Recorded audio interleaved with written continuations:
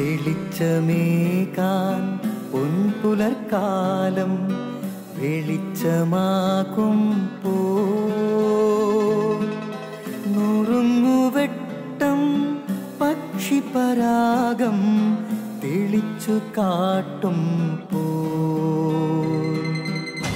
വരുന്നു ദൈവം മനസ്സിനുള്ളിൽ തിളക്കമേകിടാൻ തരുന്നു ധ്യാന പ്രകാശമാർക്കും വിളക്ക് വയ്ക്കുമ്പോൾ നുറുങ്ങുവെട്ടം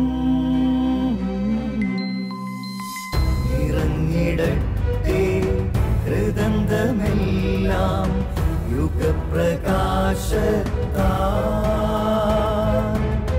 മറഞ്ഞിടട്ടെ മനാന്ധകാരം യുഗപ്രസാദത്താൽ നുറുങ്ങുവെട്ടം.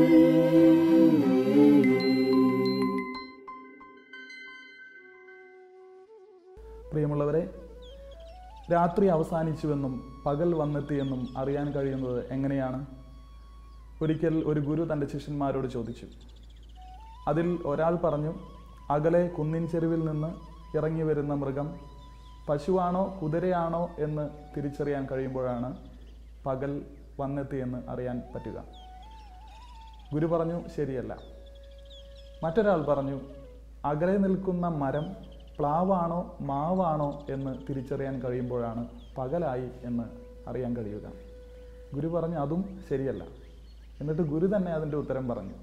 നിന്റെ മുൻപിൽ നിൽക്കുന്ന ആൾ നിന്റെ സഹോദരനാണോ സഹോദരിയാണോ എന്ന് നിനക്ക് തിരിച്ചറിയാൻ കഴിയുമ്പോൾ പകൽ വന്നെത്തി.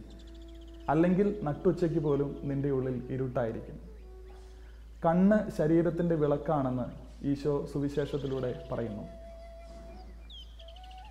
ശരീരത്തിലെ ഏറ്റവും നഗ്നമായ ഇടം കണ്ണുകളാണെന്നും കണ്ണുകളാകുന്ന വാതായനങ്ങളിലൂടെയാണ് ഒരാൾ മറ്റൊരാളിലേക്ക് പ്രവേശിക്കുന്നതെന്നും ചിന്തകനായ ഇമ്മാനുവൽ ലെവിനാസ് പറഞ്ഞിട്ടുണ്ട്. മറ്റുള്ളവരുടെ ദുഃഖങ്ങളെ കണ്ട് ഈറനണിയാനുള്ള ആർദ്രത പോലും നഷ്ടമാകുന്ന കണ്ണുകളുള്ള ഒരു കാലത്തിലാണ് നമ്മൾ ജീവിക്കുന്നത്. പരസ്പരം കണ്ണുകളാകുന്ന വിളക്കുകൾ കൊണ്ട് മറ്റുള്ളവർക്ക് പ്രകാശം ചൊരിയാനായിട്ട് നമുക്ക് കഴിയണം. ശരീരം ദേവാലയം ആണെന്ന് പറഞ്ഞ ഈശോ തന്നെയാണ് കണ്ണ് ശരീരത്തിൻ്റെ വിളക്കെന്ന് പറഞ്ഞത്.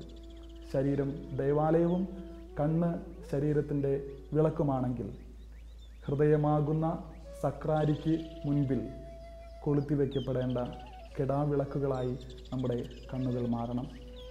അങ്ങനെയുള്ള കൺചിരാതുകൾ നമ്മുടെ ജീവിതത്തെയും മറ്റുള്ളവരുടെ ജീവിതത്തെയും തിളക്കമാർന്ന ജീവിതങ്ങളാക്കി മാറ്റട്ടെ.